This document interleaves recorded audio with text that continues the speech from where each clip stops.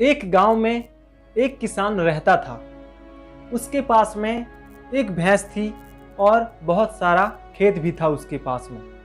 उस भैंस की दूध को बेचकर वो पैसे कमाया करता था और अपने परिवार को चलाया करता था।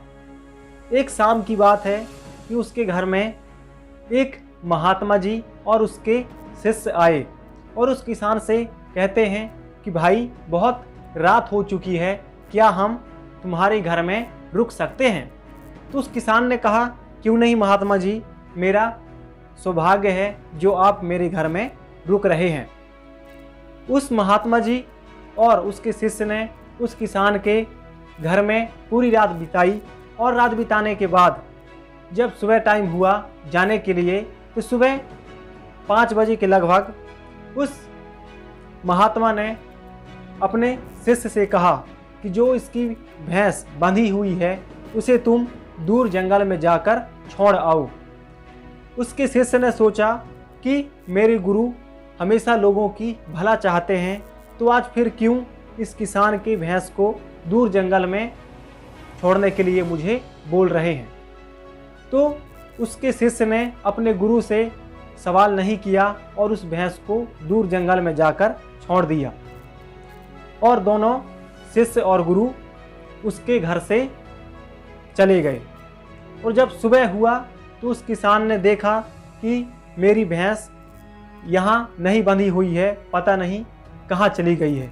तो कुछ दिनों तक तो वो अपनी भैंस को खोजा और उसकी भैंस ना मिलने की वजह से वो बहुत परेशान हो चुका था और वो सोच रहा था कि अब मैं क्या करूं, अब मैं तो बर्बाद हो गया। तो उसके दिमाग में एक विचार आया, आइडिया आया कि मेरे पास तो बहुत सारा खेत है, क्यों ना मैं इसमें सब्जी उगाऊं और फल फूल का बिजनेस शुरू कर दूं। तो ऐसा हुआ कि वो फल फूल और सब्जी का बिजनेस शुरू कर दिया और देखते ही देखते 3 से 4 साल में वो अपने आसपास के इलाके का बहुत बड़ा व्यापारी बन गया और वो सफल भी बन गया और उसके पास एक अच्छा मकान भी बनवा लिया वो और बहुत पैसे कमाने लगा। और जो गुरु था और उस गुरु के जो शिष्य था उसने सोचा कि आज से 4 साल पहले एक गांव में जब मैं अपने गुरु के साथ में गया था तो एक किसान की भैंस को मैंने दूर जंगल में जाकर छोड़ा था। अब मैं जाकर पता तो करूं कि वो क्या कर रहा है। तो उस गुरु के शिष्य ने दोबारा से उसी गांव में आया और जिस जगह में वो किसान रह रहा था वहाँ पे एक झोपड़ी थी पहले और वो किसान बहुत गरीबी की हालत में भी था। तो जाकर उसी जगह में वो शिष्य ने जाकर देखा तो उस जगह में एक झोपड़ी की जगह एक शानदार मकान बना हुआ है और जो पहले वो किसान फटे पुराने कपड़ा पहना था वो भी एक सेठ की तरह बन गया था। तो वो शिष्य ने उस किसान से पूछा कि आज से 4 साल पहले जब मैंने तुम्हारे घर में आया था अपने गुरु के साथ में तो तुम्हारी हालत बहुत ख़राब थी और आज तुम सफल व्यापारी बन चुके हो।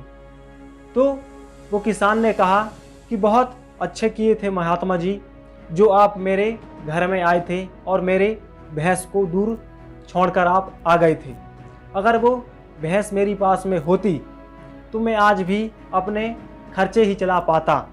अगर आपने उस भैंस को मेरे घर से नहीं छोड़ा होता तो आज मैं इतना बड़ा सब्जी का और फल का व्यापारी कभी भी नहीं बन पाता। बहुत बहुत धन्यवाद। इस तरह से उस महात्मा से वो किसान बोला और उनके चरणों में गिर गया, उसके पैर पड़ने लगा।